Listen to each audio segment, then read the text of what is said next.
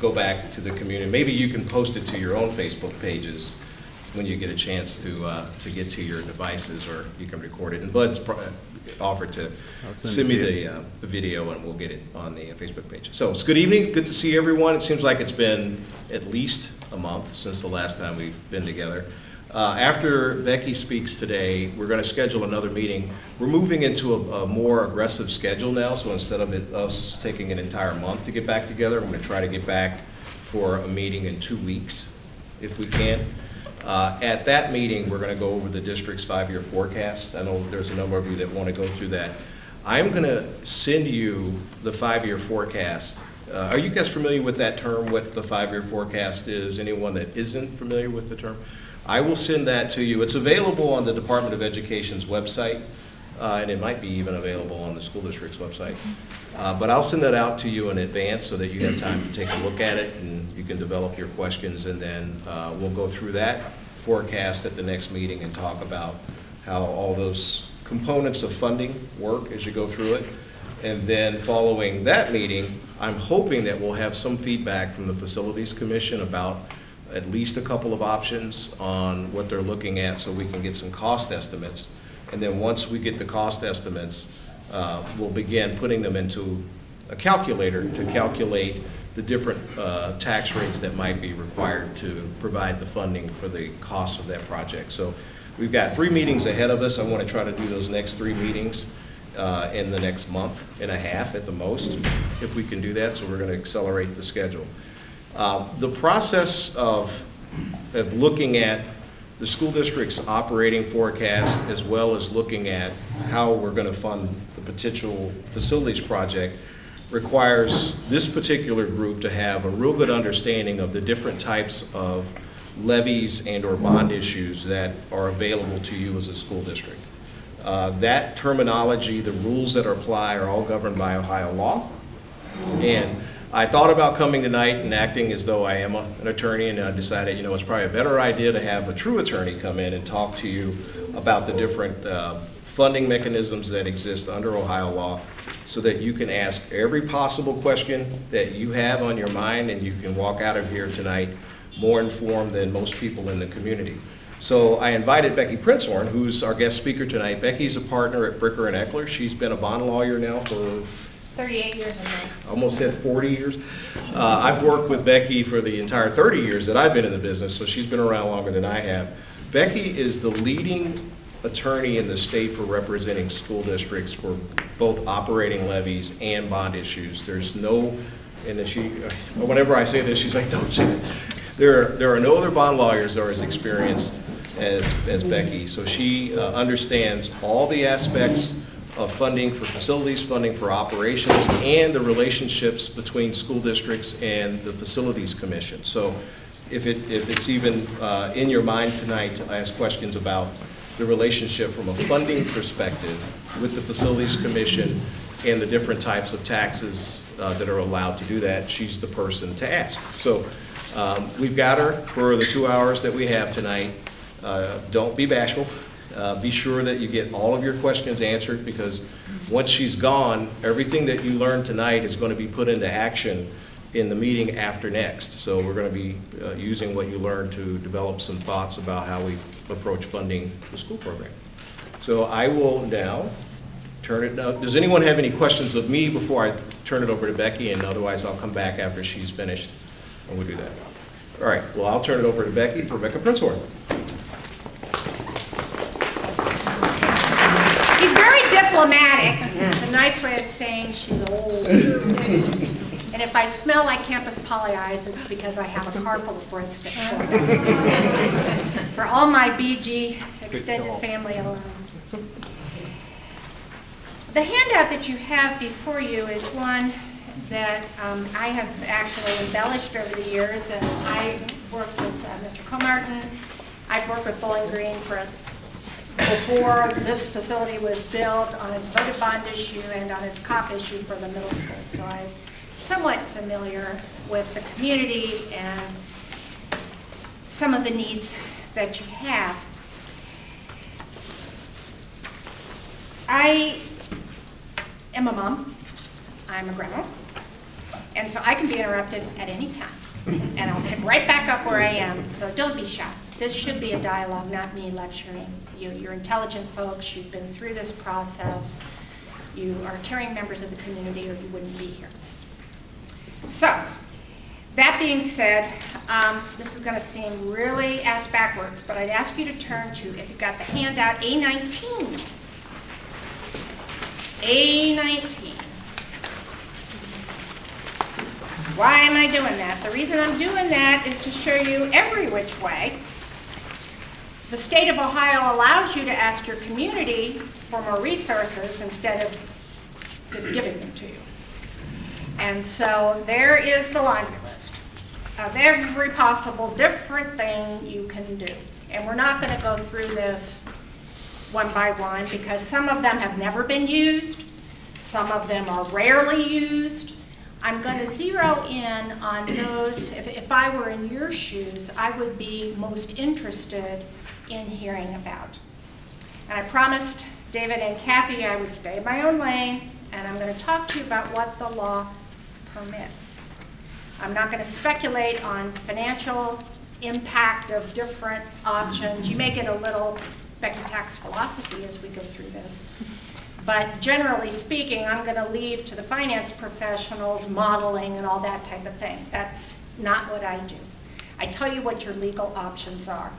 And before I do that, there is one thing I want to say. If there's anybody here from the city, school districts do not have home rule authority like a municipal corporation would have. A city or a village has, under Article 18, Section 3 of the Ohio Constitution, the ability to exercise all powers of local self-government. Again, why am I telling you that? It's because you only have the powers, you as a school district, only have the powers given you in the revised code or powers that can be implied therefrom. So everything we're going to talk about in terms of these sample ballots and in terms of the law that underpins them comes right out of the code. You don't have the ability to write your own type of question. You've got to fit within the fabric of what state law gives you. Now, certainly there are choices to be made as part of that, but we start with what does the law provide? So, I think that if we're going to emphasize first and foremost facilities, let's go to sample ballot 10, which is your A25, which is your good old voted bond issue. This is property tax based. And if you were around in the community when Bowling Green did its voted bond issue, this language in sample ballot 10 should look somewhat familiar. This is the template for the ballot form. Again, there are some variables where the community can make the decision. First and foremost, what's the purpose? Bond shall be issued for the purpose of. Typically, we do that somewhat broadly. School facilities, renovation and improvement of school facilities. There's some guidance in the code about that, but what you don't want to do is hamstring yourself. A 10,000 square foot addition to the high school on Poe Avenue. That is not what we would recommend because you want to have flexibility.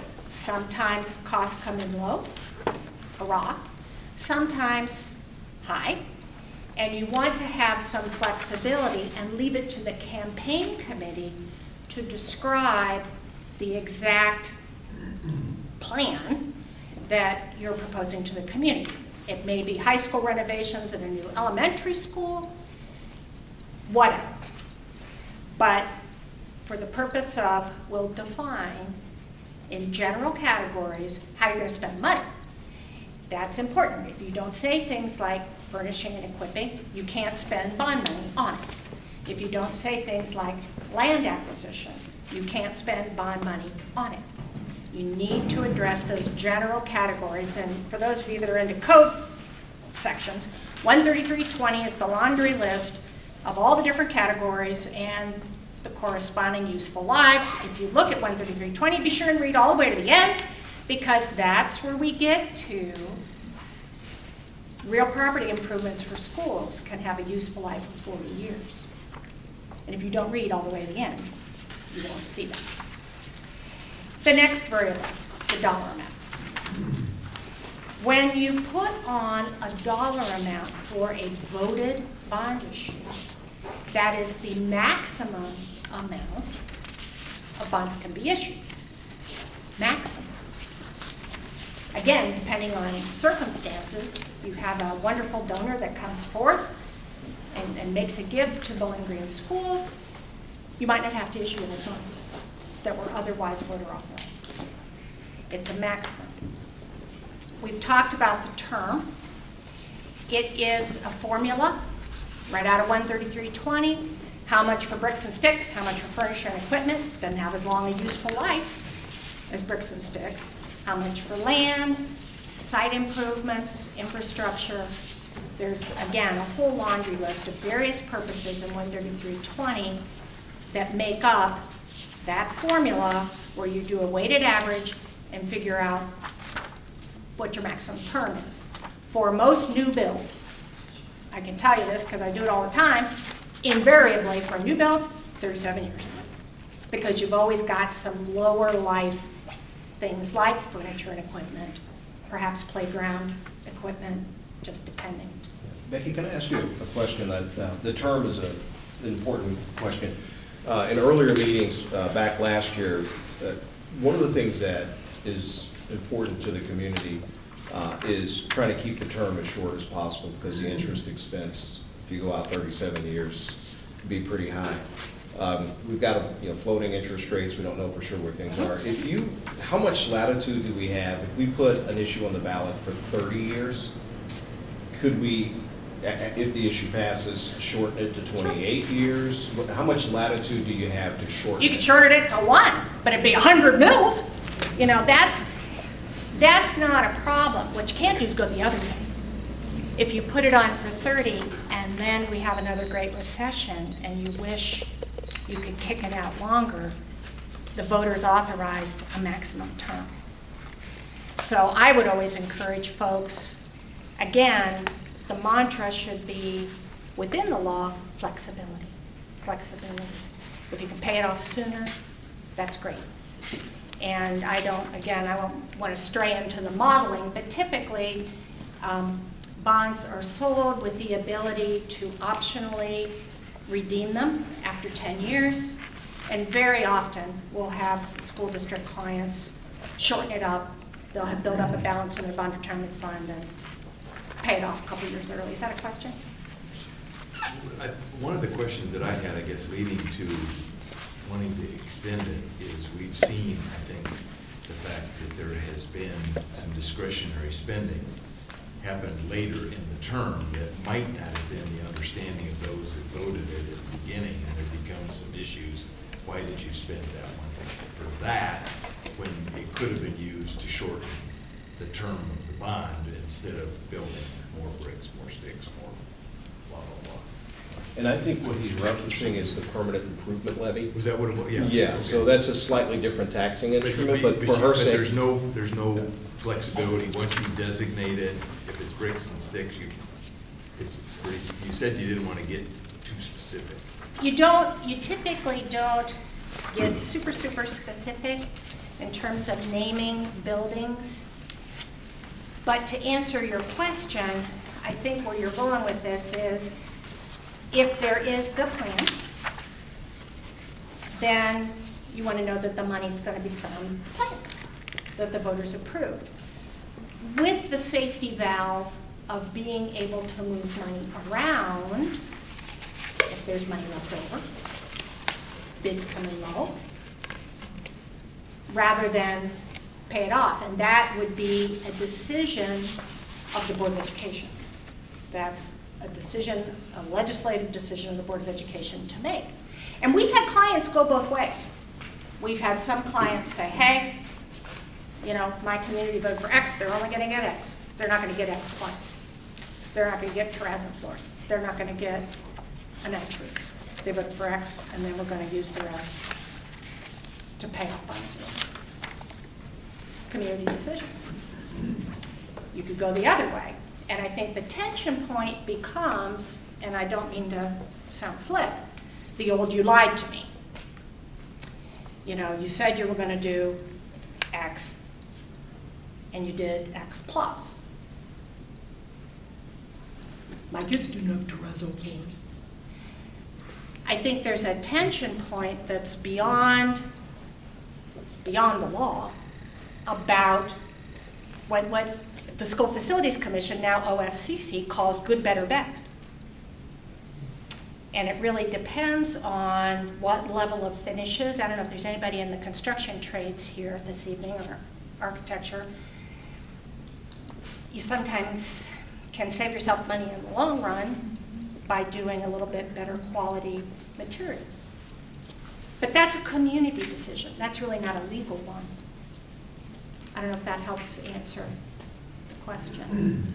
Could you make it longer with the stipulation to pay off or pay down the balance that would be there? And if you find yourself as short, then at that point put it on the ballot again for whatever came up? Once you're on the ballot, it's one and done. You have authorized the millage necessary to service the debt. Now, the board could always choose to pass a resolution of intent if they have extra revenue. They would put it toward early debt retirement. But I have to tell you, I did a lot of work up this way during the Great Recession. And we had communities that were the other way. The estimate average millage that was on the ballot didn't produce enough. There were too many houses in foreclosure. And so they had to raise the bond millage. And they could never have honored a promise of that type. So I think it's partly on economic conditions, but you can always pass a resolution of intent saying this is our plan, this is our building plan, this is our financing plan. Anyway, getting back to the sample ballot 10, then you have the average over the repayment period, X number of mills. And that, of course, is an estimate of an average. Is not a voted levy. I'm going to say that again. It's an estimate of the average mills over the life. Most of the time, working with municipal advisors like David and underwriters, the repayment schedule is like your house payment or your car payment. It's even. So that you don't have a really high payment in the early years and then a really low payment at the end. You want it to be like a house payment or a car payment, so it's even for the taxpayers and there's no spike either way. Now that assumes, of course, your valuations don't decline like we had happen in the recession. And I think here in this community, you guys have been, because of the State University and you know, county seat and all, you've had fairly steady to rising valuations. You haven't had some of the gyrations that we've seen happen in other parts of the state, which is a good thing. And so, that being said, most likely, with all these variables, you're going to be able to craft a repayment plan that is at or below that estimated ballot millage. But it is a property tax-based option. In order to put a voted bond issue on the ballot, it requires 2 resolutions of the Board of Education. The first gets certified to the county auditor's office. They certify back that ballot estimate. The board chooses to move forward. They pass a resolution to proceed. And I'm just picking this out of the air. If you were going to be on November 5th of this year, the filing deadline to get everything in is August the 7th. Of course, next year is a presidential year. The primary is in March, and then November election. So that is a voted bond issue. Pretty straightforward. Now, if you could turn the page to 826, sample ballot 12 gives you the ability to combine the bond issue with either an operating levy or a permanent improvement levy, or both. A millage-based levy that would be split between operating and permanent improvement. Lots of folks do this option, particularly those that are in an OFCC matching funds program, because they have to fund a half-mil maintenance obligation. That's just a requirement of state law. So many of them will choose to do a voted bond issue combined with a half-mil permanent improvement levy and use that PI levy to fund the required OFCC maintenance. So that's a really common combination. But we also see bonds with operating levies, not so much bonds with a levy that's split between operating and PI, but you could do that too. And Becky, here's another opportunity. The group, we talked to Steve Roca from the Facilities Commission. They're considering recommending to the board to use the expedited local partnership. As it pertains to the maintenance levy that the state requires, would they be required to do the half-mil maintenance? No, you're only required under the code, and I've got all this in the handout, to fund the maintenance when your state share is made available. When you sign the project agreement under a Classroom Facilities Assistance Program. You hear us throw around a lot of acronyms. ELPP is the expedited, CFAP is the matching funds program. ENP, the exceptional needs program, is really a subset of CFAP. And I don't know how much you know about these programs, but I'll give you the just quick and dirty and be happy to answer any further questions. The School Facilities Commission began in 1997 as a response to the DeRolf cases. And if you're older like me, you remember there were a series of 4 cases working their way through the Ohio Supreme Court. And one of the things that the state was heavily criticized for, they had an old school building assistance program that they never funded. Very rarely put any money in it at all. Well, they got heavily criticized for not assisting communities with facilities, and so the response was to create the Ohio School Facilities Commission, which then in later years got folded into the Office of the State Architect, and they became the Ohio Facilities Construction Commission. They have several programs that they run. The granddaddy program is the Classroom Facilities Assistance Program, CFAP, and that is truly a matching funds program. Your name comes up on the list, you put together your local share, then the state will match that, sign a project agreement, and then you build your plan their way, emphasis on their way. And they will help pay whatever their percentage local share is. David and I worked on Northwood, I worked on Eastwood. Those were both matching funds programs, projects.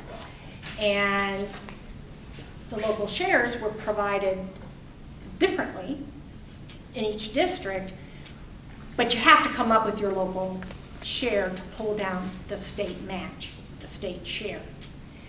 The problem with that, it began, again, as a response to DeRolf. So it began as a wealth-ranked march up the list.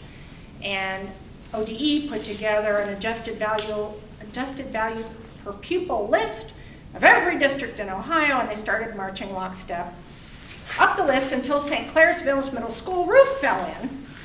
And that's when they realized that just lockstep marching up the list maybe didn't work. And there could be health and safety considerations where they needed to go off the list to address these before anybody else's middle school fell in. And that's how the exceptional needs program was born. If you have an exceptional need that's a health and safety risk, then you can get on that list, which is a subset of the CFAP. Then we had another evolution, and it had to do with folks who were too poor to be rich, but too rich to be poor. Folks who were in what I would call sort of that vast middle. Not wealthy, but not the poorest of the poor either. And not understanding why somebody down the road got state help and they didn't. So that's how the Expedited Local Partnership Program was born. And again, if you build it their way, according to the Ohio Design Manual, you will get dollar credit for money that you spend. If that fits what this community wants, that's great. And you would get dollar credit when your name is called. Part of the challenge is, with ELPP, is you don't know when you're going to come up and have your name called. The other challenge is right now, OFCC's out of money. Seriously out of money. They're making 2 requests to the State Controlling Board next month, one for money for additional staff and money for another $100 million to fund people who already have passed voter bond issues, but there wasn't any state money. And it is I use this word intentionally, kind of a horrific situation when you've got some folks who have passed sizable bond issues. The state just didn't have the money. Why don't they have the money? It's because they have had sort of a perfect storm of we're out of the Great Recession, people are starting to pass bond issues again, everybody wants to leverage, even if it's a little bit, state help for their project. And a lot of these bond issues and other types of unvoted financings, now that we're out from the recession a little bit, are passing and being put in play, and the state didn't have enough money to fund them. So that's kind of a heck of a note. You pass a $55 million bond issue and you get told, well, there won't be any state match for you until 2022. And that's what one of our mutual clients was told. So I don't mean to go off on a big soliloquy about that. I feel badly for the staff folks at OFCC because it's the General Assembly that needs to make the money materialize. It's not the bureaucrats who are just trying to treat everybody fairly. Based on that scenario, then, if you're down on the list, and considering, as you say, the state has no money, then if the school district needs $40 million to do whatever it is the project is that they want to do, then basically it's going to behoove the district to put an issue on the ballot to cover the full $40 million with the idea that maybe someday their number will get called and that state money will come in at a later date, or as in baseball terms, a player to be named later. And I think that's fair. I think the real tension point, again, I don't mean to give you too much of my philosophy, is it going to cost you more to build whatever they're telling you you need to build to satisfy their master plan and their design manual than is worth to you? And there's a really good example up the road. I don't know if any of you are familiar with the Maumee schools. OFCC told them they had to consolidate a bunch of buildings, and Maumee wasn't having it. We're Maumee. We're not doing it that way. And they were very proactive. I think they were the first client I ever saw on their website. We are not taking state money, and here is why. For them, that was politically acceptable, and they passed their bond issue and did their project and didn't do ELPP, didn't position them to maybe get some state money. That was their choice because they wanted to retain a certain grade level configuration that they have historically had. Not right or wrong. It was what was right for that community. But legally, there is nothing wrong with taking a free assessment, because they'll come and assess your facilities for free. And if it doesn't pervert what this community wants and doesn't cost you a whole lot of extra money to build it according to their design manual, why not position yourself to leverage some state money at some point in the future? At some point in the future, you're going to need more money for the middle school. I mean, you know, things that I have worked on in my career here in the community. So that's a windy way of saying if you do ELPP, you do not have to fund the half-mil maintenance until the state share comes in. So forgive me for repeating that, but I didn't want that to get lost in the shuffle. Yes, sir? Would our existing PI cover that? It could be earmarked. So we wouldn't if it's have- continuing. It is. Under current law, it has to be continuing PI, and you wouldn't have to put on the extra half-mil if you had it covered.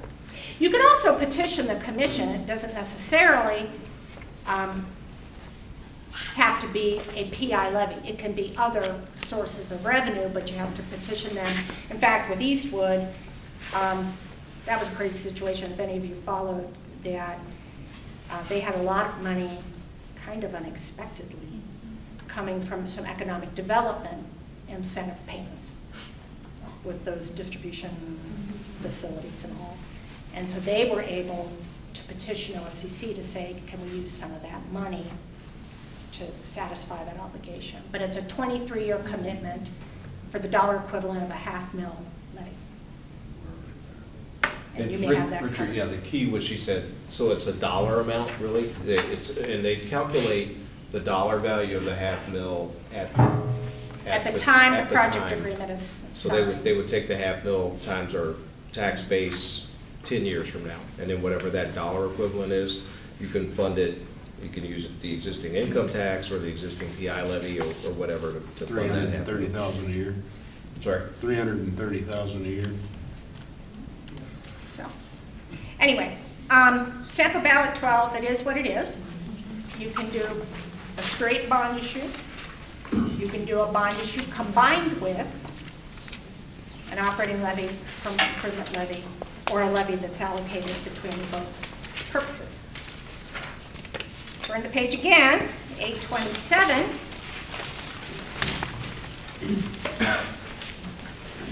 Sample ballot 14, a bond issue combined with an income tax. Very similar to the other, except this time it's an income tax being combined with the bonds. The challenge with this one for you guys is you already have an income tax in place in the community. And to the extent that is still in place, on the income tax, you would be required to have that income tax be on the same base. So you couldn't do a bond issue combined with an income tax on an earned income tax and then have a traditional income tax. Department of Taxation told me when this legislation all first started passing, Becky, if we had to calculate both for one district, we're going to jump out the window. We're not doing that. And so they got an amendment in there to say, once you have one base set, you're stuck with it, unless you vote to change it or let it expire. So. Yeah, let me, and you guys remember from our last meeting, the current base is a traditional income tax, which is a tax on the broader base. If you convert to an earned income tax, the existing 0.5% has to become 0.75% in order to maintain the same level of funding because you have a smaller base. So when we begin to evaluate funding the facilities with an income tax, by default, if we do look at an earned income tax, it automatically increases the existing by 1/4, and then everything else would go on top of that. So then what you just said, that you can't change from one type of tax to the other, if I understood her correctly. No, you No, can change, you can change. but what you couldn't do is do a bond issue combined with an income tax and have it be on a different base. You'd have to let your existing income tax expire before you did that, or you would have to replace, I hate to use this phrase, but the Exchange. statute calls it a replacement of the income tax with an earned. So they would both be on the same base. But then you have to use a different rate. Yes, because you're not taxing as much. It would be earned income only. And I have, in this handout, I have, for each of these options, I have a lot of narrative information about the process, about the variables, for the income tax aspect, the wage base and how that's defined. There's some funky things with sub-S corporations and that type of thing. And Becky, that particular, this is, the combined language here is really important for you guys to understand, because if we were to lay out probably 3 possible choices, this would be one of those key, the possible combination of a bond and an income tax, and making sure you're crystal clear on the mechanics of how this would have to work. The first thing, because you mentioned something with the, if there's a desire to switch to an earned income tax, the current traditional Either has to be gone. This language doesn't repeal the traditional, it simply replaces it, and then the other tax would have to reach its maturity, which expires in the last year of collection on the traditional income tax is 2022. So calendar year 2022 is the last time that the traditional income tax is collected. So you would have to do this prior to the end of 2022 in order to do the exchange, if you wanted to do that. And just a couple of notes in that regard. Given what you have in place right now, let's start with the traditional base income tax. The Board of Education can, if you would pass one of these, can decline to collect it for the remainder of its term. They would need to do that before we did this, and we'd need to work that through with the Department of Taxation, but legally, again, you can't have, the district can't have 2 income taxes on 2 different bases. You would have to be all one way or all the other. No, Yes, sir. you said that one expires in 2022. Now, at that point, my question is, does that go back down to the original amount, or is that It or disappears. percent that you have to add on to that? If you don't renew it, it disappears. Okay. All right. So it goes to 0. Yeah, Yeah. okay. Yeah. But the nice thing is, it didn't used to be this way. But now a Board of Education can decline to collect an income tax. As long as they do it in quarter percents and as long as they do it timely so that ODT doesn't get screwed up, they can decline to collect. The other couple of things I wanted to mention to you, I used Eastwood as an example a minute ago. Northwood is also, I think, informative because they did sort of a multifaceted approach. Some voted bond, some unvoted, and they supported that through other revenue. Now, I don't know how far along you've gotten with that as an alternative, but sometimes we will have folks, if they have a smaller project, or just given the dynamics of the tax base and tax philosophy and where you're going to have the tax burden fall, they won't do it all one way. They will mix it up. And I tell you this because sometimes you'll have folks do part voted bond, part COPS. Kathy's former district did exactly that because they didn't have the debt capacity because of the recession. They didn't have the debt capacity to do it all as a voted bond issue. They did it part voted bond, part lease purchase. And that's okay.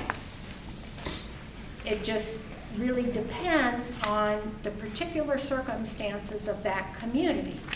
Part of the challenge is the interest rate differential between a voted bond issue and anything else you might do, whether it's a lease purchase, COPS type of approach, backed by a PI levy or backed by an income tax, or a PI, tax anticipation note. Voted bond issues the best security. And so it gets the lowest interest rate, which translates into being the most cost effective for the taxpayer. But it is not, again, it's very community specific. It is not the only way. So I've kind of marched you through some of the voted bond aspects, both standalone and combined. I do want to take just a minute and talk to you about the landscape. I promise I'll be quick. No, you got plenty of time. You've got the emergency levy and the traditional millage-based levy both ceasing collection in 2020. And I think you probably all know that. It's $1 million emergency levy, 4.2 mil traditional millage-based operating levy. If you do nothing, they expire. So you need to do something to keep them alive. What that looks like, I leave to the modeling, but one of the things from a legal standpoint, I can't stress enough to you, is that preservation of state-paid rollbacks is driving all levy planning right now. All levy planning right now. I cannot stress that to you enough, and I've joked, but it's true. Right under my name on my tombstone is going to be September 29th, 2013. Because that was the day that rollbacks stopped for new levies. And for some of you that are older like me, you remember the promises made with the state income tax. We're going to give you property tax relief if you support the state income tax. I remember that. Some of you may remember that as well. Well, I'm going to try to be very politically correct here. If you're running for president, you want to build up your state's rainy day fund, don't you? You want to make it look really good, and you're making all these reimbursement payments to local governments. Time to cut that off, or at least dial it back. And September 29th, 2013 was when that began. That was the date any levy, property tax levy, passed after that doesn't get rollback reimbursement. And I think those of you like me who look at their tax bills, you know that if you are in your house, owner-occupied home, the state is paying 12.5% of your property tax bill. Rollbacks is all about who pays. Who pays? Residential agricultural, and this is all on the handout. Residential agricultural property gets 10%, and then if there's an owner-occupied home, there's another 2.5%. You may know all this already. So, after September 29th, 2013, if you didn't have a levy in place at that time, and you put on a new levy, new property tax levy, emergency levy, or traditional millage levy, operating, PI, doesn't matter, state's not paying the 12.5%. The taxpayer's paying 100%. So, I tell you this because one of the things to be thinking about as you work through the modeling and the finances is how do you, to the extent possible, preserve rollbacks for the taxpayers of this community. Nobody, and I mean nobody, is doing replacement levies. Because 319, if you want to look at a very confusing section of code, 319.302 says that a replacement levy is not a qualifying levy anymore. So no rollbacks. If you do a replacement, no rollbacks at all. If you need more money and you have levies coming up, property tax levies coming up for renewal, like your $1 million emergency levy or the 4.2 mil traditional operating levy, if you need more money, preserve rollbacks. Do a renewal with an increase. You can always do something separate and new, That's not going to get reimbursements, rollback payments. If you do renewal with an increase, you at least preserve rollbacks on the renewal part. The what? On the renewal portion, not on the new. So you're suggesting not to don't let those expire, that renewing. I'm before the suggesting incentive is just 12.5%. to think about it. It is a big part of the legal analysis. What is a qualifying levy? A renewal levy is a qualifying levy. A substitute emergency is a qualifying levy. A replacement is not. If you do a renewal with an increase, you lose the rollbacks on the increase, but you at least maintain it on the renewal part. What makes this now, and there's a method to my madness. I tell my kids that all the time. There's a method to Mama's madness. Method to my madness is no renewal can be combined with a bond issue as a combined question. They stand alone. The people who wrote the law, and this is a little war story real quick. I don't know if any of you remember Joanne Davidson. She was the first female Speaker of the House, and every day when she was Speaker, she drove by a couple Westerville schools that were new, that were sitting empty. Because they built them, but they didn't have the money to operate them. And she got the law changed so you could have the combined bond with operating, or bond with income tax, bond with operating PI. She said, never again. But nobody ever thought about, you guys, you've got 3 renewals that can't be combined with a bond issue. The only way you could do a combination is to just bite the bullet and put on a new thing. Now, of course, for income tax, you don't get reimbursement payments anyway because it's not property tax. But anyway, I just think, I'm not suggesting any particular course of action. I'm suggesting think about these things. You know, I could read you the code, but I think the practical application is key. And so you might be in a position where you back into what is the best overall configuration for this community at this time. Now, related to that, and I just want to say a brief word about this, and again, I don't want to insult anybody's intelligence. When you hear the word homestead, legally, that's not what I just talked about. Homestead isn't who's paying. That's rollbacks. 10% and 2.5% if owner occupied. Homestead is what's taxed. What's taxed. And if you qualify for homestead, the first $25,000 of property value is not subject to tax. It is a poverty-based assistance program that is run by the county auditor. So as you're out in the community and people are talking to you about, you know, rollback and homestead, they are an apple and an orange. Just know that legally, they are an apple and an orange. Totally different. And if you get questions about homestead, I would direct those people to the county auditor. They always have, you know, most county auditors, I haven't looked at Woods, but have on their website the application information and all the particulars. There's a formula that changes every year and so forth. But rollback is a, I think, more universal application, obviously, and so it is something to consider. The other thing I want to tell you is the options for mixing and matching with your 3 levies that you have and your need for facilities.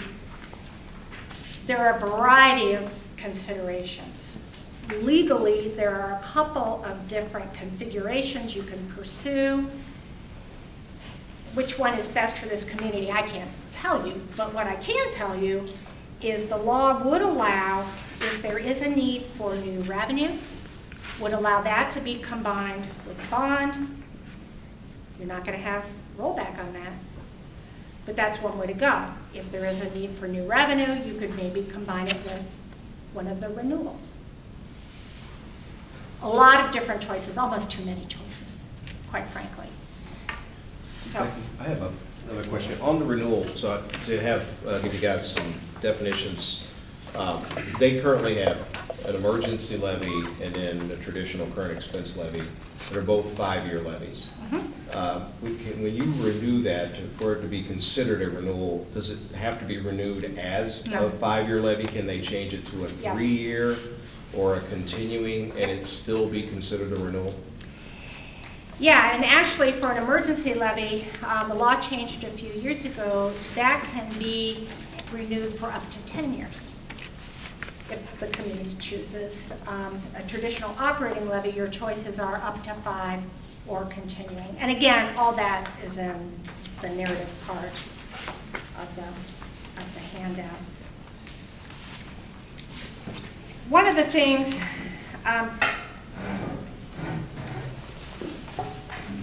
I think is important too is voter fatigue. Not a legal concept, but there are ways, perhaps extending the term, maybe flipping one of these to continuing as appropriate to keep you from having to be regularly on the ballot. That's challenging, even for the most ardent supporters of the community. Questions? Yes, sir. One of the big problems that I see financially here for our district is we have a large pile of real estate as well as income that we can't tap with the university. Is there That's right. any methodology whatsoever that could be adopted, either that we can do or in coordination with the city, so that we can tap that university out there? Because that's a huge amount of property, it's a huge amount of income that basically is unavailable to us at this point. Is there anything we can do about that? I do a lot of work with the Athens City Schools, and they have the same problem. They have successfully now renewed and increased their earned income tax levy to try and get at that. Do you remember the percentage on that? I don't. Didn't they transition from income to earned income in that community? No, if memory serves, I think they did earned right out of the box. Earned tax? Yeah, and that was by design because of the university presence. On that same topic, Becky, because one of the questions that we've been kicking around as a finance committee is the ability to partner with the city to potentially do a city municipal income tax, which would allow us some access to people that are non-residents. That's in And- here. Yeah, it's on page A25. So you've got a sense. Here's the gotcha with that. If you look at A12,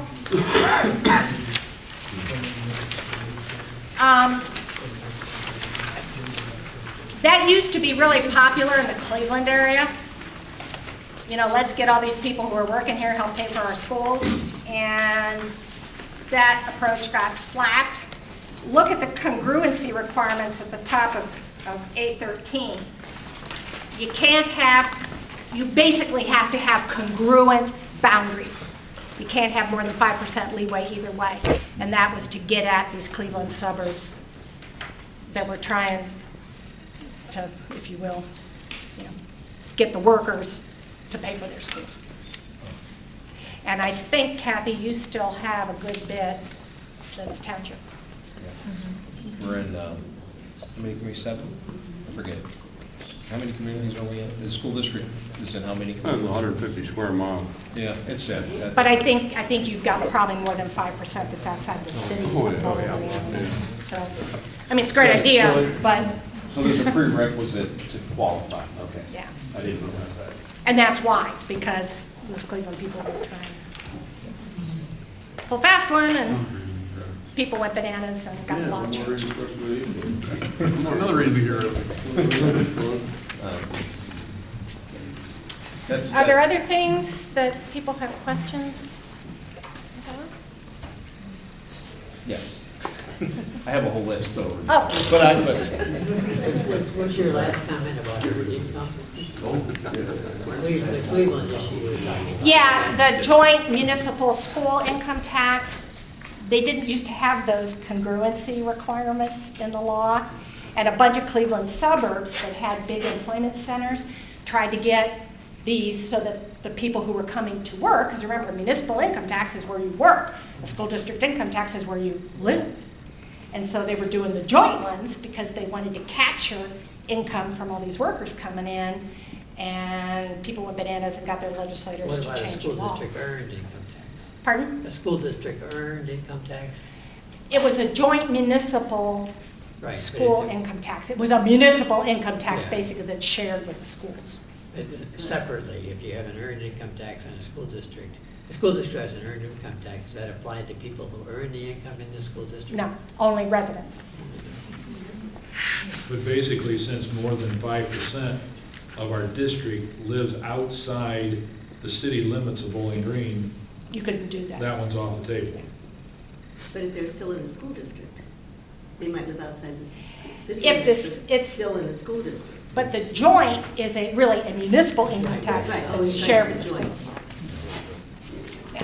So you can't do that anymore? That is- Oh, you can do it if your boundaries are virtually contiguous. But you can do earned income. Okay. Yes? Property tax, we're talking income tax, but how about property? We've got ODOT, we've got BGSU.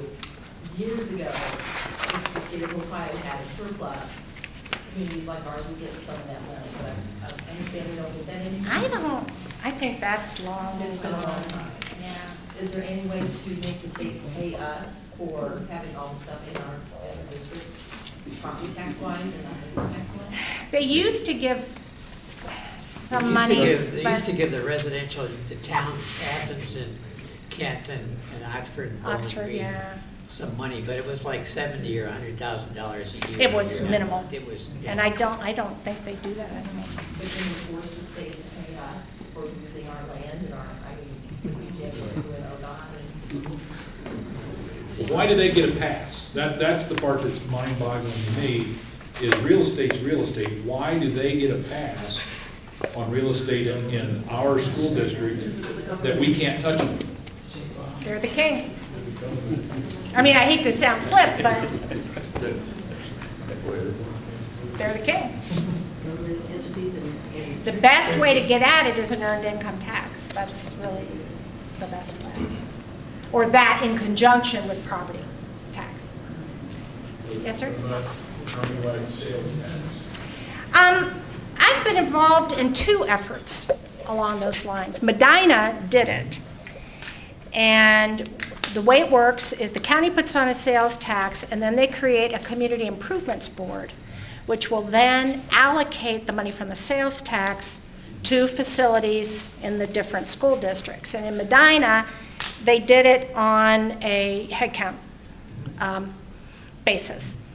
Another county, which shall remain nameless, started down that path, and then when the proponent school district realized they would not get the lion's share of the money, it fell apart. Can you talk a little bit about inside millage? Sure. Inside millage is a interesting thing.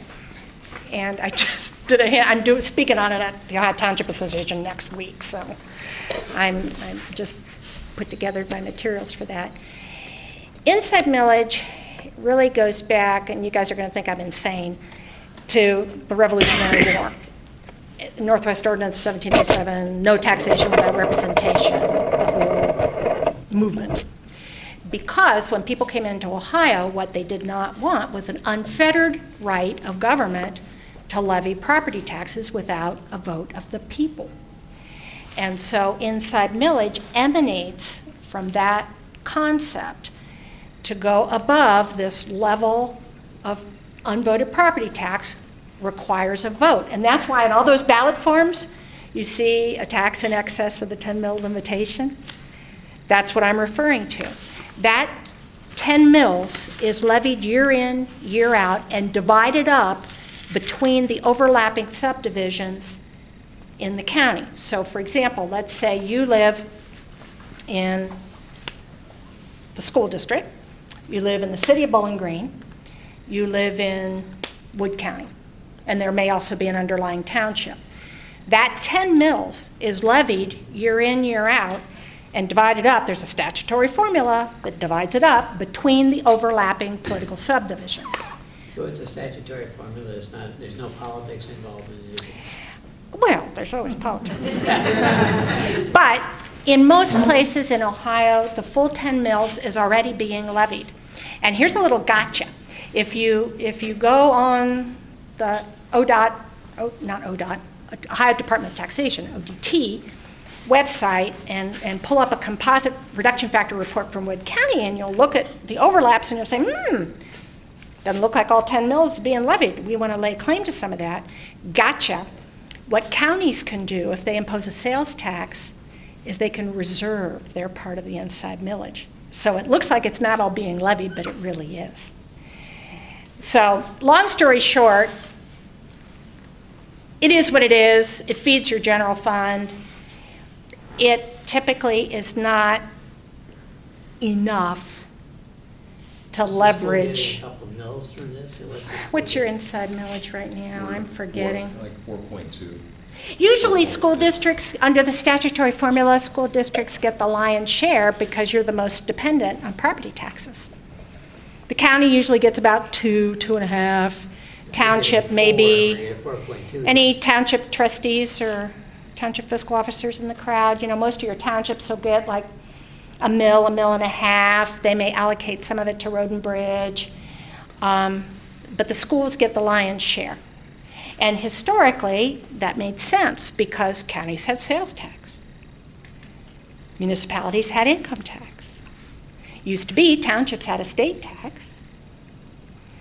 And then the schools were really the ones that were property tax dependent, so they got the lion's share of the 10 mills. So I don't mean to be so fast and furious, but that's kind of how it works. You're already getting it. Some of it. Some of it, your share. And it's going to the general fund.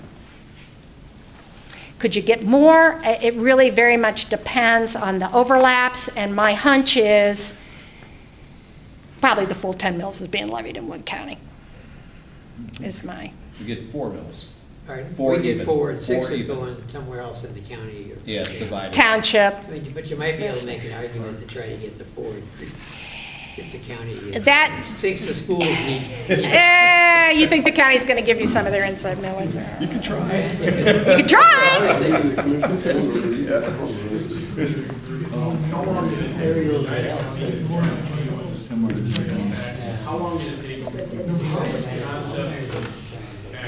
You know, it took a while, and the reason why it took a while is because they had to go get an attorney general's opinion to permit it. Okay. And we represent a lot of the school districts in Medina County. I think it's fair to say it is not a panacea.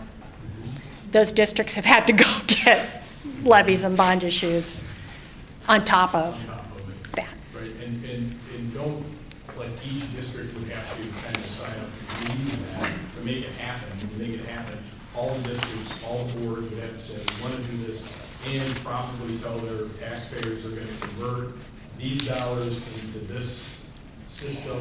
You know, I wasn't involved. I was involved on the legal end of it, not the political part of it. I mean, wouldn't that make sense? I mean, I think if you're converting, you're converting. This wasn't a conversion, it was an addition. It was an addition. I think that's the better It was way. an addition to help permanent improvements funds to go to all those schools wherever they needed help. And Yeah. there's numerous articles you can read, it was in the Plain Dealer and such. It Oh, was yeah. additional money, it wasn't to replace. It wasn't replacing? No, Okay. no. No, and I think it's fair to say some of those districts had really challenging voter histories. I can think of 2 of them. One was in fiscal emergency. There was no way they were going to get money to fix up their buildings. And so part of the fear, too, of it, one thing I do remember was the concern, people will think this took care of everything, and we never will be asking again. And that simply has not been the case. But it's an okay, I mean, Medina pioneered it. I mean, it's an okay tool. Whether it would solve this community's facilities needs, I don't know. And you'd be sharing with, I mean, think about it, Eastwood, North, they got new facilities. So, you know, I don't know how much sense it would make here, but it's an interesting tool. Okay, questions? I've got This is another like- hour of your time, so You know. taking full advantage of it. Taking full You guys have heard Becky reference the Northwood school financing, and some of you even got to tour their building last week or the week before. Some of you know that Northwood did a voted bond issue and then also did an income tax and issued bonds using the income tax, and they also did a lease purchase financing using a donation agreement from FedEx. So we had a three-pronged financing structure. I need to have Becky differentiate how Northwood was able to do an income tax bond issue compared to what our circumstance would be. Because there's been a lot of conversation about can we in fact use an income tax to finance school facilities, and since we've got the lawyer in the room, I want you to delineate the differences that exist, okay? Sure. Okay. I don't know if any of you have ever met Representative Jim Hoops. He's from Henry County, but he was the Henry County auditor, and he helped move, or he had been the Henry County auditor and was in the legislature, and he helped move legislation that would allow school districts to do income tax-backed bonds like a municipality can. But by design, the General Assembly made that option very narrow. You have to be in a matching funds program, CFAP or ENP. ELPP doesn't count. You have to be in a matching funds program to be able to do that. They made it really narrow because there were a bunch of school districts in Western Ohio that couldn't do voted bond issues that were big enough to raise their local share. And this is kind of in the whole Doral tornado. And it didn't look real good for the state of Ohio when they had archaic debt limitations for schools. And we had to come up with a way, the state had to come up with a way for them to raise their local share. And in a lot of those communities, an income tax was much more palatable than it being all property tax. So that's how we came up with 3318-052E and the ability to issue bonds backed by an income tax for the limited purpose of providing the local share of an OFCC project. Your number has to be called to be able to do that. Your number has to be what?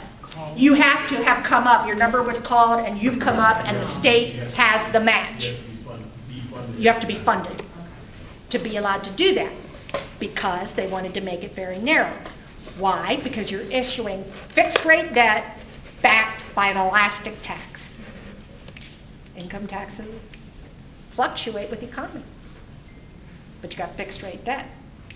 Public Finance 101, you know. And so they wanted to make it very narrow, but they also wanted to get out of the very embarrassing position that the state was in with these people that couldn't do voted bond issues big enough to even provide their local match. It didn't look real good. So to be clear, you're saying that an income tax cannot be used with ELPP? No, an income tax you can't do bonds, general obligation bonds backed by an income tax until you're in a matching funds. Your number has come up and the state matches them. ELPP is you're on your own. Right. You're getting credit. So I can use, so we're clear here. We can enter into an ELPP program, pass whatever our share is with an income tax, and we're all right. Not completely. Okay. We're getting there. We're getting there. There's part B. There's part B. What you could do is what Kathy's former district did. You could have your income tax, and you could issue lease purchase unvoted obligations, going to have a higher interest rate than bonds backed by income tax. Those are two different things. And it's not like you can convert. The only way you can use an income tax to issue general obligation bonds, and I want to be, now you're going to really think I'm nuts. Anybody see the movie Airplane years ago? Do you remember? Robert Stack is in the control tower at the end, and he's just like spouting all this stuff, reading from the phone book and everything. And he says, municipal bonds, the best security in America. General obligation bonds, the best security, the lowest interest rate. Because it's a full faith and credit pledge. Yeah, you voted most of the time. You've done a voted property tax to support that debt. But that's a full faith and credit pledge.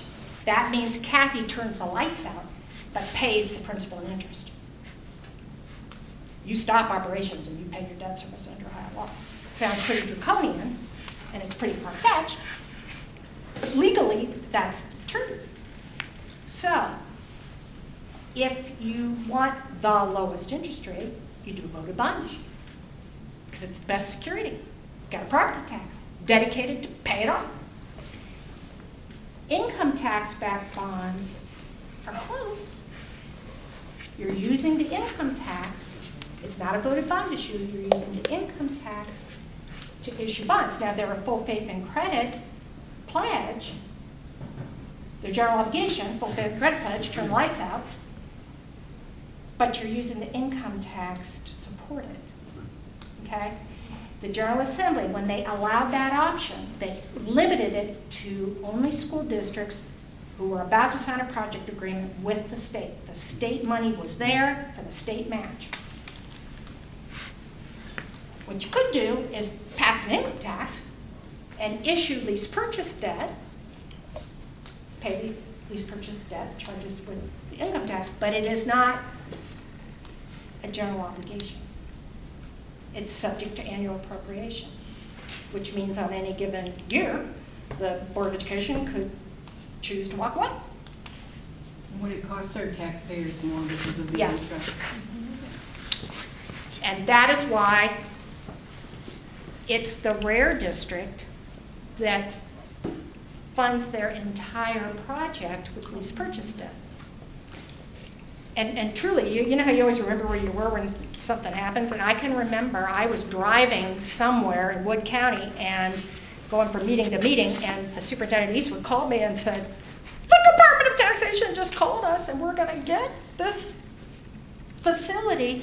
They had not planned for that. They were going to do a voted bond issue. So that was an extreme situation. For most folks, you're mixing and matching. So I don't know if I've answered your question. No, maybe you did. I'm not sure. I had to study up a little more. Yeah. I was pretty confident that I read that there was a term limit, shorter term limit for. There is, 23 years. Right. And that's in the handout. Yeah. And that's another issue because it really compresses the payments. Well, it also compresses the interest. And it also compresses the interest. And So the total case. Except you're paying more interest because it is an income tax. Actually, no, because over time, compounding interest ends up being more. So that people don't get confused. I want to make sure. The only way you can do a bond is if you're in the state facilities program, which you are not. So you cannot do an income tax bond, which would only be limited, if you could, to 23 years. So the conversation of 23 years only relates to a bond. Becky's used the term lease purchase. Yes, it's a COPS issue. Certificate of participation is a COPS issue.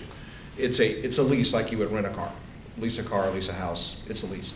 School district only has to make the lease payment on an annual basis, can choose not to make the lease payment in the future. If you don't make your lease payment, you get evicted. Plain and simple. You can use an income tax to borrow money for up to 30 years on a lease purchase or a COPS issue, subject to the board's annual appropriation of that income tax to make the payment. If the board doesn't appropriate the tax, you get evicted from the building. Plain and simple. Anybody ever get evicted? Yeah, I was just No, No. not yet. I'm guessing that doesn't look Yeah. good on TV. So you got, remember when you guys first met me? There was this discussion of, can you use an income tax to finance school buildings? And there was this confusion over, yes, you can, no, you can't. Well, this is where the confusion was born. The question, one person was answering a question, can you do a bond issue with an income tax? And the answer is no, and that was right. But the question really was, can you finance school facilities using an income tax? The answer is yes, you can. There are some negatives associated with it, but it's not an impossibility. You can, in fact, finance school buildings using an income tax. But there's an additional nuance to this yet. There's yet a Part C. Now, the state said, in order to protect the districts that are in the facilities program to issue bonds, they protect the income tax from being repealed. Correct. Okay, so if you want to talk about the repeal nature of an income tax and what other exposure you have, so we can. Yes, if you do, your number has come up, the state has appropriated its share, and then you do bonds backed by an income tax to provide your local share, your match, then that income tax cannot be repealed until the bonds are paid off. Same thing on the property tax. You're not going to repeal a property tax Correct. bond. For a bond issue backed by a property Yeah, tax. kind of redundant. But One of the things that's been mentioned several times is when your number comes up. And we've been told in several of the meetings that we're essentially in the 500s on the list here in the state. Is there any way that the district can manipulate whatever they're doing to get us higher up on the list to where we get to the matching funds like Northwood or Eastwood had? Is there any way to manipulate the district to get to that point? Well, that's one of those where I think you need more facts, and it might be worth, I don't know where you guys stand on this, having them come in and do an assessment. In terms of exceptional needs qualification or? Just do an assessment. It would be interesting to see what they had to They say. did want to do that in 15. So it's been a few years. I want to make, so Becky described that the income tax is protected from repeal for bonds. It is not protected from repeal on a lease purchase. So every 5 years, the community could place the income tax, a repeal initiative on the ballot to repeal the income tax, at which point you would not have the money to make the payment on the lease purchase. So it's a risk factor to be considered as you analyze. And that gets back to your point, why is the interest rate higher?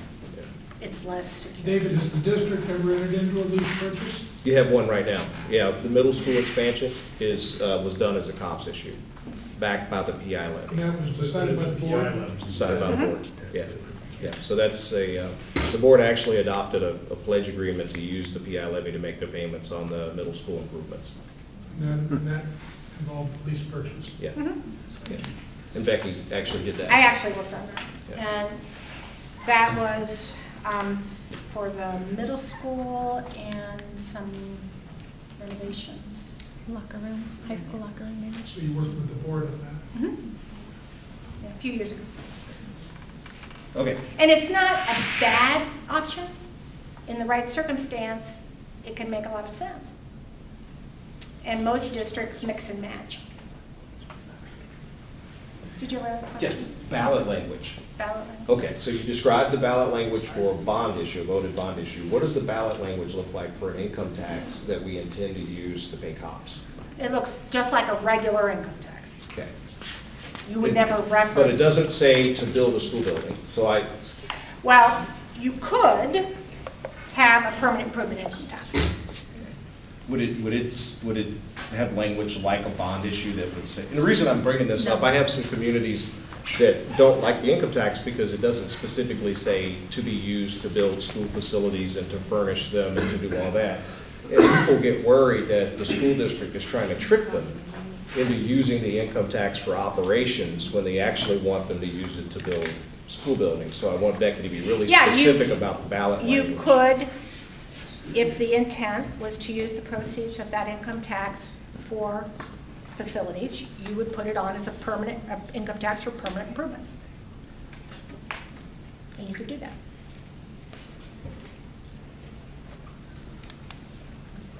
Is that it? I hope. I hope. Can that be repealed? It can only be repealed if it's continuing. And most of the time, when folks are using an income tax to pay for facilities, an income tax can be for any specified number of years. And so you could put it on, you could put an income tax on for 25 years, 30 years. And so that's how they get around that. Can you speak a tiny bit more to the rollbacks on the existing levies that are expiring? You said you're expiring in 2020? The emergency levy, and you have two levies that are used to operate the school district. One is, and I can't begin to explain the difference between emergency and current expense. Becky can do that. But you have one that's an emergency and one that's a current expense. They both have the same expiration date of 2020. 2020, calendar year 2020. And they would suffice in what, If those were renewed, yes. or renewed with an increase, either way, on that renewal portion, at least under current law, the state would pay 12.5% of an owner-occupied taxpayer's tax bill. On like the existing amount, but we could, you said something about you could You- increase the amount. and Yes, then the- but maintain that 12.5% payment by the state on the renewal part, Could not be. Not on the increase. not on the increase. And to the district gets 100%, they get the same amount, it's just who's paying it. Right. And I think in most communities, the strong effort is made to preserve, as long as it's in the law, and who knows? This upcoming budget, it could be totally thrown out the window. But as long as it's in the law, I think most districts make a very strong effort to continue to have the 12.5% paid by the state remain in place. And if they need additional revenue, they either do something separate and new, or they do a renewal with an increase. Okay. Yes, sir. Where does the state get that money to pay us back? Presumably state income tax. Comes out Your income. It's like, Just we're paying. anyhow, you're paying it. But remember, that was the promise. That was the promise. Support the state income tax and we'll give you property tax relief. Yeah, yeah. That was the promise. Anything else? I have no more questions. I guess I'm getting fuzzy on things, okay? If we would do that ELPP, which my understanding is that we would pass an issue to raise a certain amount of money, and down the road, hopefully, the state will give us some backing. And you said that once that agreement is signed, then we can have a bond issue based on income tax? You could, and here's And then my second question, what amount of bond issue? here's the little gotcha in that. That's a very good question, actually, because ELPP is kind of like Field of Dreams. If we build it, they will come. And so you go do your bond issue, and you build your facilities plan in accordance with their plan, in accordance with their amendment. And you wait, and then your number comes up and they say, okay, let's look at what you did, and we'll give you credit for what you did. And then let's look at today's costs to do whatever remains, or if you did it all, and you overshot what your local share would be, they pay you the difference. Okay? Most of the time, you're under that bogey. And so you have to come back because construction costs go up over time. And, you know, now we're thinking about things about school safety and security, sadly, that we never thought about before. And so you're changing requirements. And so for most of our clients, it's the rare client that's right at local share, state share. Most of them are under, not hugely under, but under, and have to do another maybe small financing to have raised their percentage local share. And that's when you could do bonds backed by an income tax. So then you really have two different.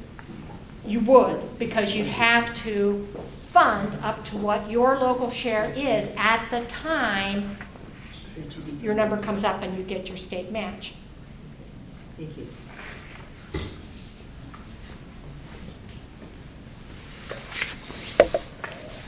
Well, thank you for listening to all my stories. I think it helps to make it real. Did you know?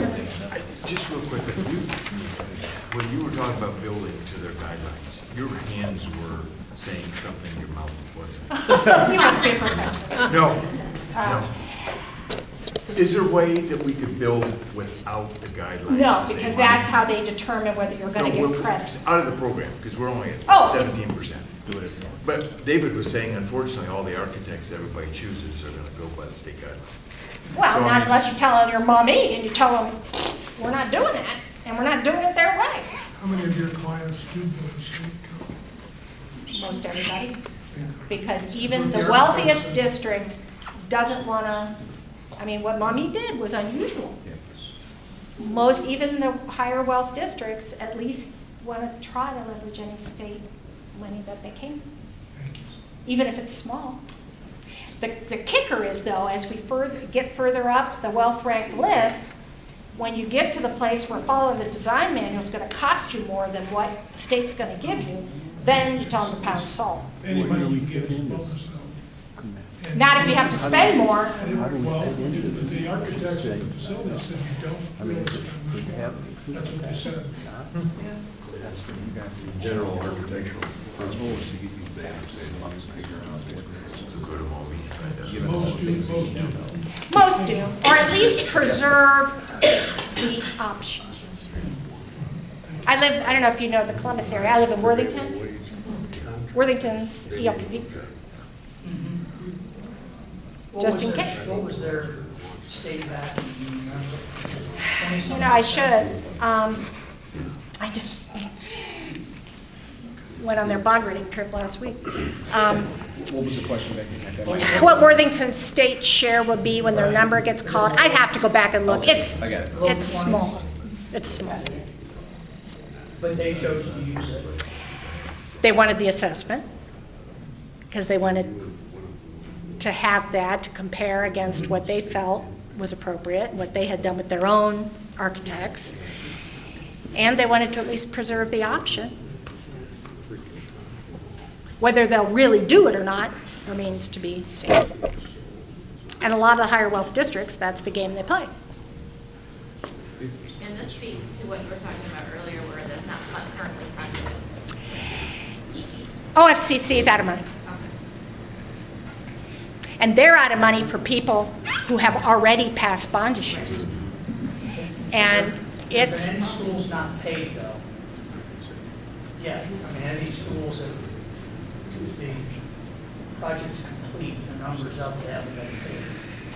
Well, it doesn't work that way. They haven't been able to issue their bonds and start their project because they need the local share. The ones that have passed the bondage in ELPP, they've already got the money. They're waiting for their number to come up. Their number has come up.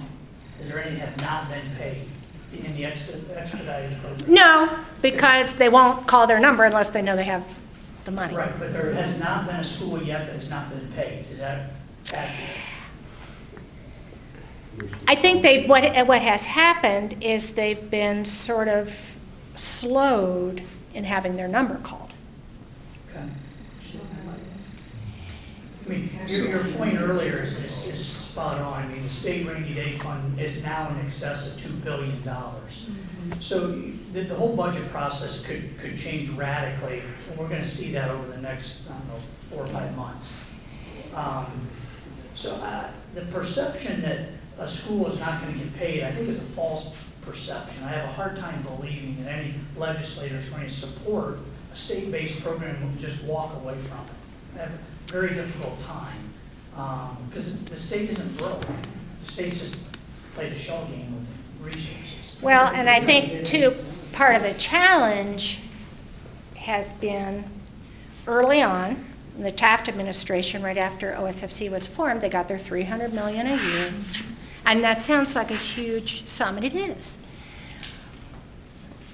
But when you guys are talking 40 million, 50 million, How about 72? or whatever, you know, I mean, it doesn't go real far.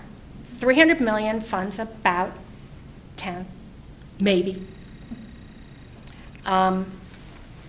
So they limped along doing 8 or 10 a year, and then they did the big tobacco securitization. And don't kid yourself, the reason why the lion's share of that money went to OSFC was because we were starting in to the Great Recession, and there was no private sector construction. And there were going to be a lot of people out of work.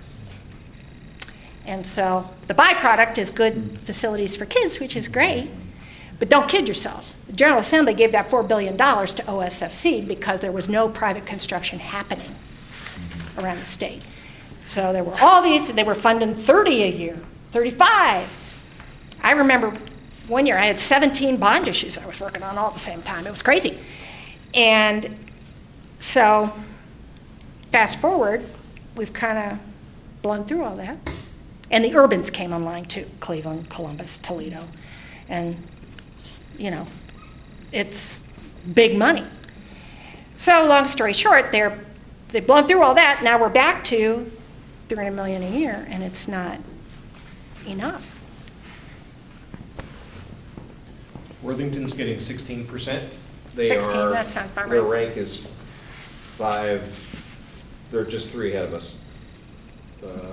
Worthington is 515, we're 518. And are they raising the mobile shares and bonds? Yeah, they did a voted bond issue. And again, I don't know that they'll follow through with the LPP. I think they mostly wanted the free assessment.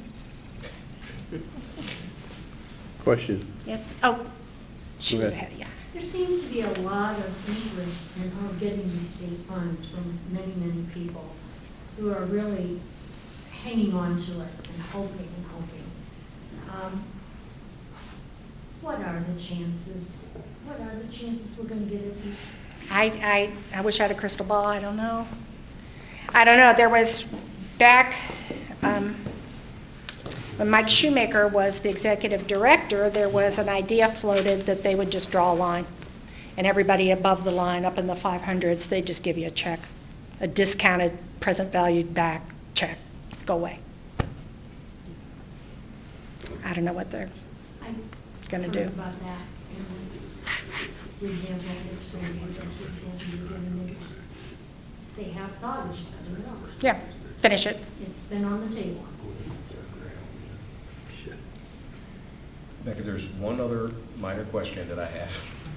So if, oh, sorry, go ahead. Oh, you had a question. I'm sorry. Question. I'll wait. Wait, my turn. Yeah, since you've been in this for 30 years? 38. 38? In May. And you've seen all different kinds of scenarios. I'm not sure what you know about the Bowling Green, but we had 2 times the levies went down because of property tax. Property tax, if that comes in again, it's going to probably go down again. Somehow we've got to get the income tax or something to level the playing field. So, with all the different scenarios, what is, and what we're looking at you as an expert, what is the best to fulfill our task of getting a levy passed? Well, that's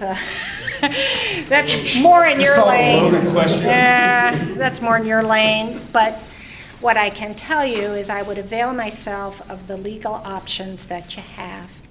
One of them would be to seriously consider keeping rollbacks to the extent you possibly can. That gives your taxpayers relief.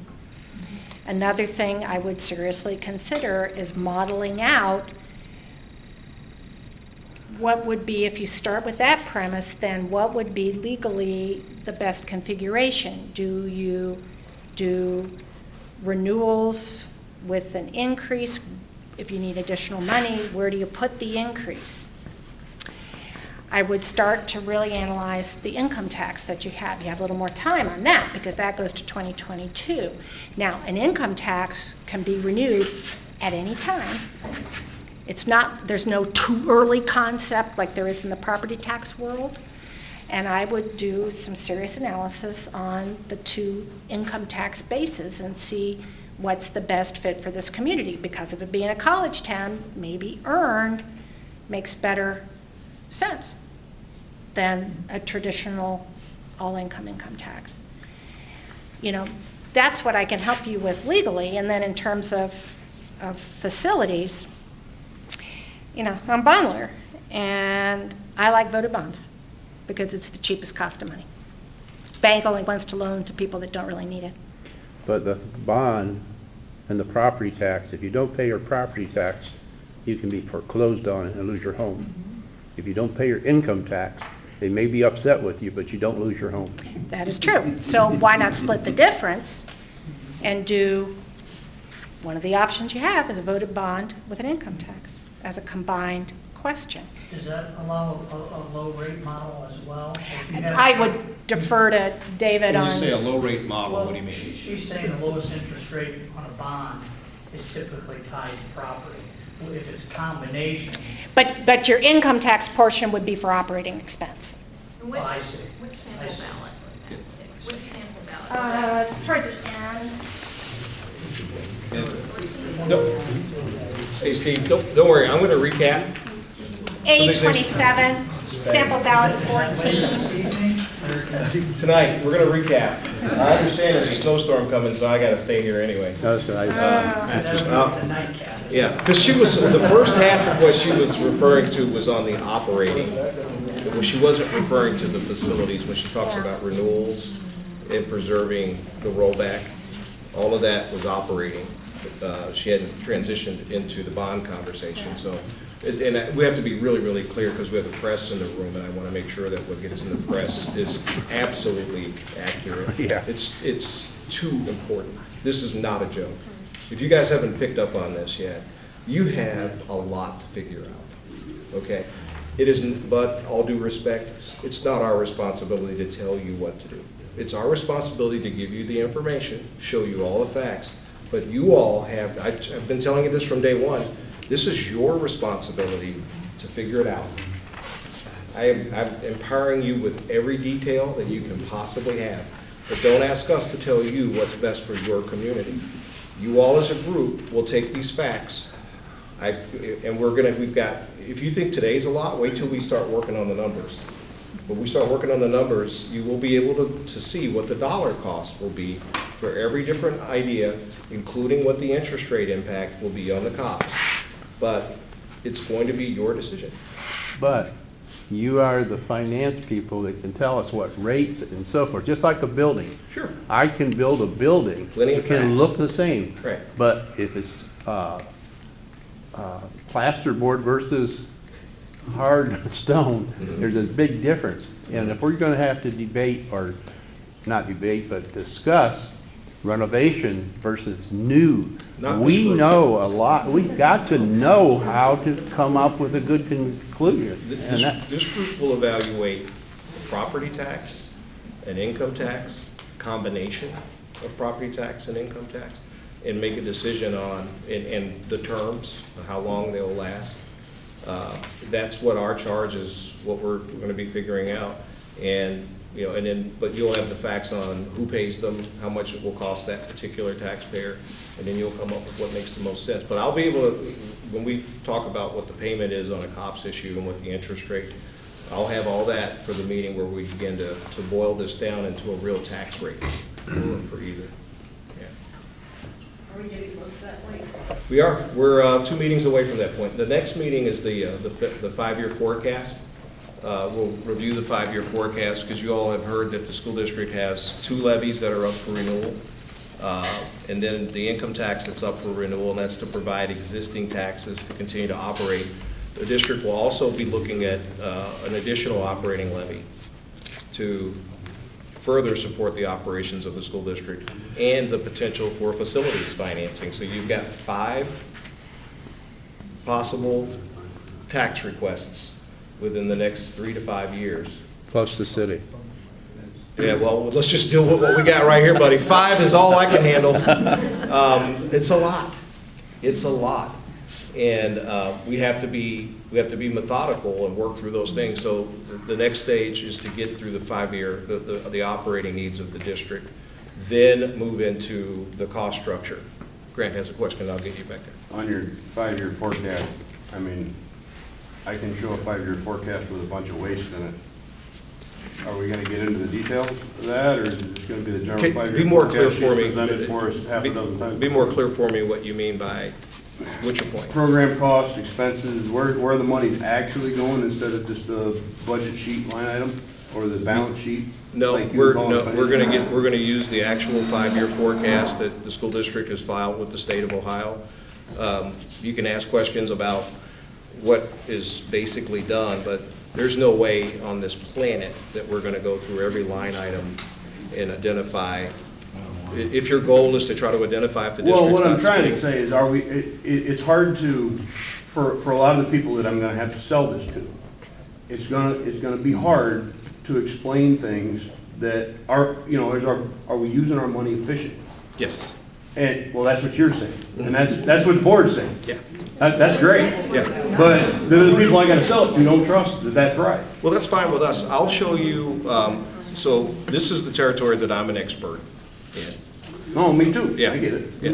Well, I doubt that you are. Finance, I think that you are. But when it comes to school district 5-year forecasts and school district financial operations, I am an expert in that, and you can trust that.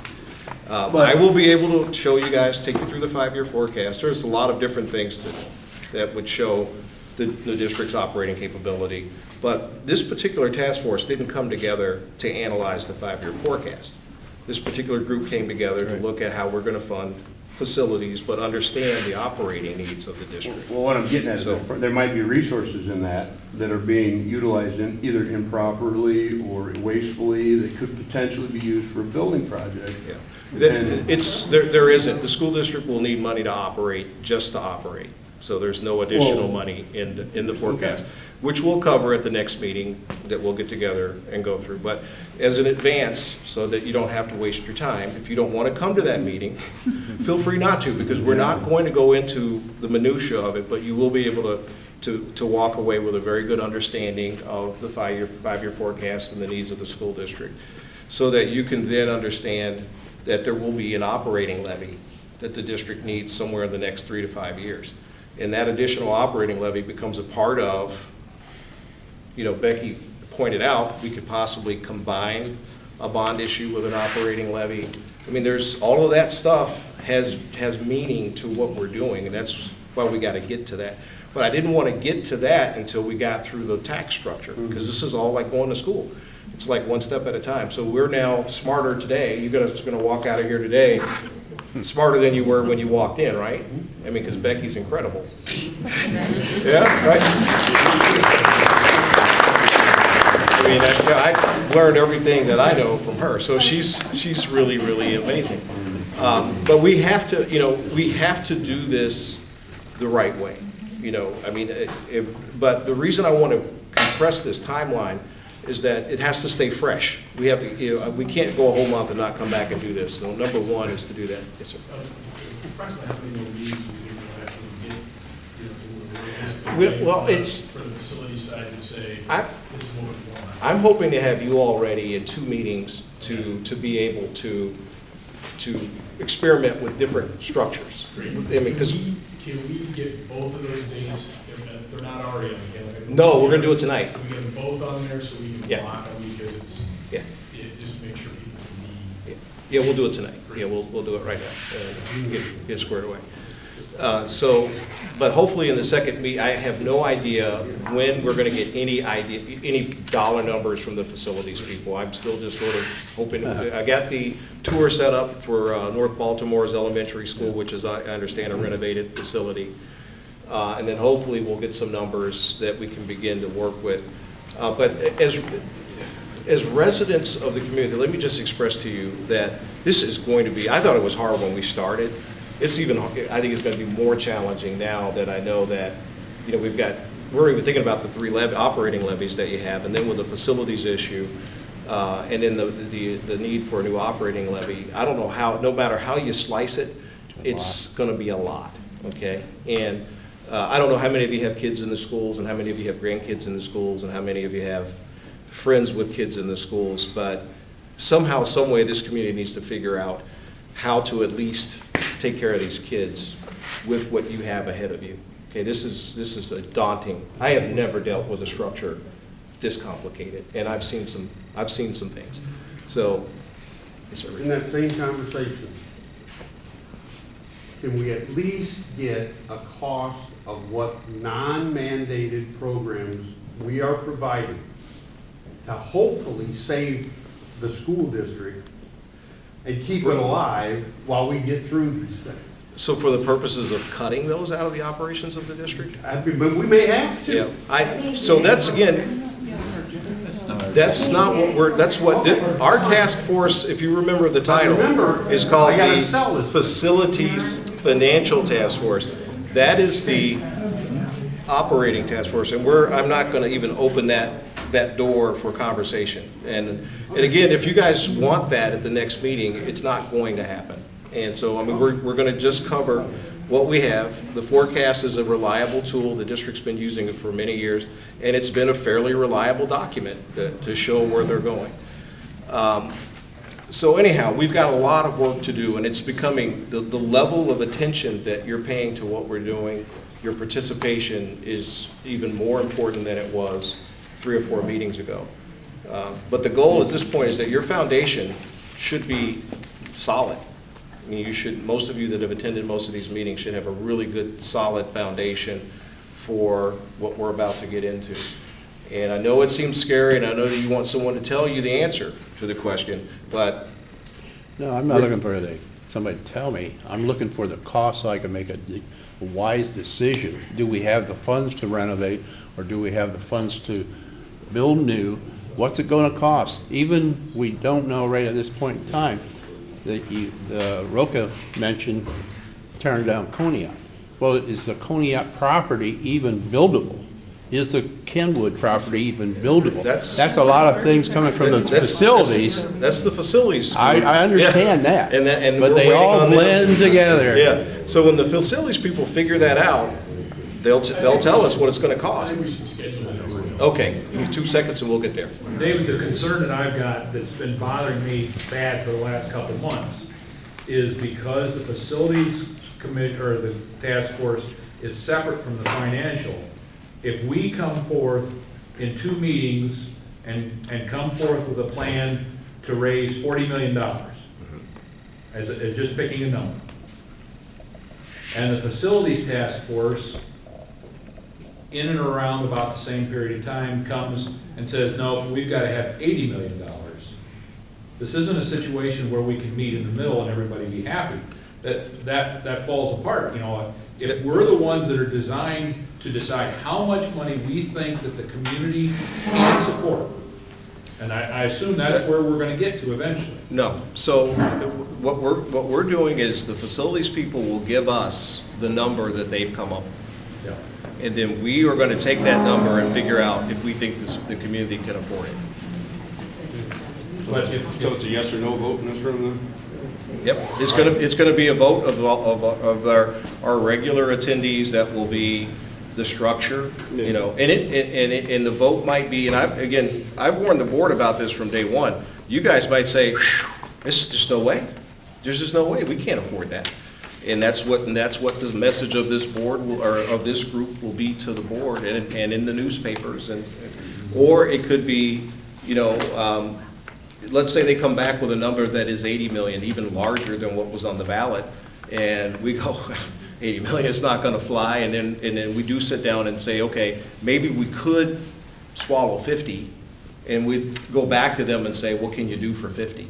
You know, and leave it to them to do. But we want to wait for them to run their process to come out with what they think the community would want. Did the Board of Education jump that by saying that they may only want to focus on elementary stuff? I think the board was being practical. I met with them to go over the operating stuff, and when I added up the mills for just the renewal stuff, so we're talking double digits, easy, double digit millage. You know, 10, 11, 12, 13, 14, 15, 16 mills, if you try to do it all at once, okay? And the board said, wow, is it even practical to put a high school on with, you know, let's focus with at least the thing that's most common to everyone, which would be the elementary schools, and that would be far less than trying to add a high school. So I think they're just trying to be practical in terms of coming up with a facility solution that isn't so expensive on top of the operating structure of the school district that that everything just goes down the tubes. So it's just a decision on that part, and I think it's a smart decision, to be honest with you, that you just trying to do it all at once. I don't see it. I just, you know, I mean, again, I'm not advising you. I'm just from my perspective. It seems like a lot to try to digest all at once. Now, there are some communities that are willing to bite the bullet to do everything, but you know, they're rare. You know, the Maumee example, or Richmond Heights example, where Richmond Heights did it all at once, but it was a big tax request. But those are, I mean, it's in a very small percentage of communities that do that. But I think, you know, you have, this problem will reoccur every 5 years because of your tax structure. You know, you got a 5-year renewal levy, and you got 2 at once, and then 2 years after that, the income tax. It's not an optimum tax structure. And somewhere down the road, that should be done. With that being said, that it just happened 5 years ago. Well, one of them was out longer than that. It's been renewed. The income tax has been around for a while. It's been renewed and renewed and renewed and renewed. Mm-hmm. So let's get a date together for our next meeting. We are at the 22nd.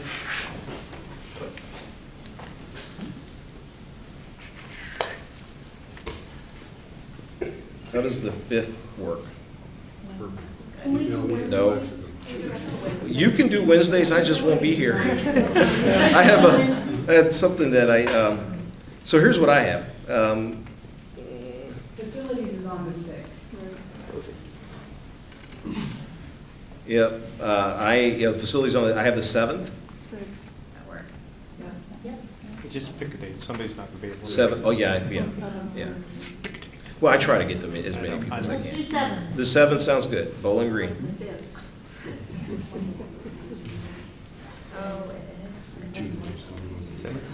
Okay, and then I think we can.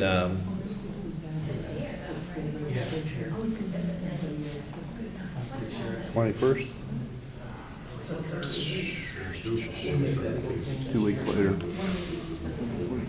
I would actually want to come back on the 13th.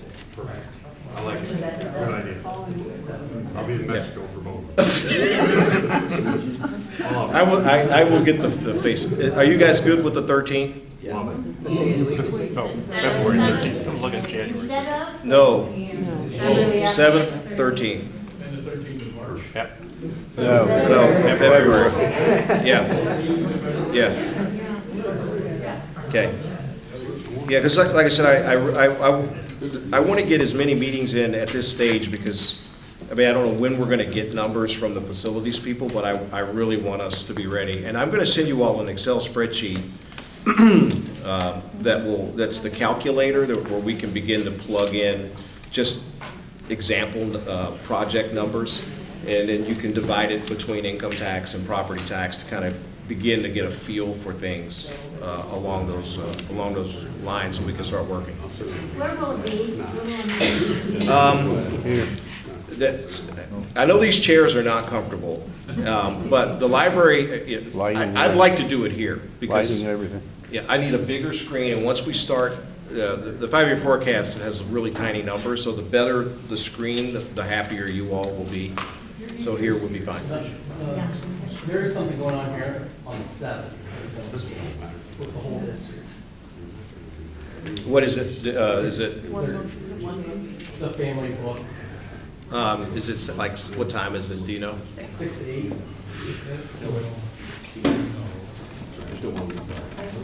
That takes me back to the 5th.